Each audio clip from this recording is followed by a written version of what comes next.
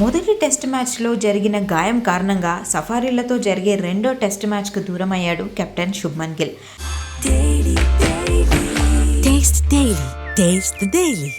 దాంతో రెండవ టెస్ట్ మ్యాచ్కు రిషబ్ పంత్ కెప్టెన్సీ బాధ్యతలను తీసుకున్నాడు.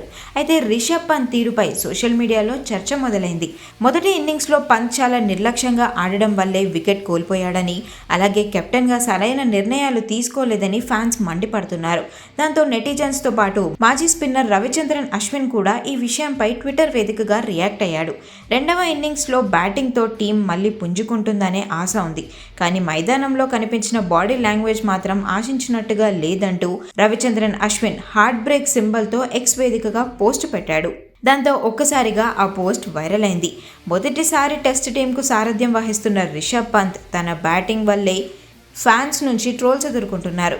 వరుసగా వికెట్లు కోల్పోతూ పీకల్లోతు కష్టాల్లో టీం ఉంటే రిస్కీ షాట్స్ ఆడడం సరికాదని విశ్లేషకులు కూడా విమర్శిస్తున్నారు. మరి రెండవ ఇన్నింగ్స్లో తన బ్యాటింగ్తో రిషబ్ పంత్ మళ్ళీ పుంజుకుంటాడా లేదా చూడాలి.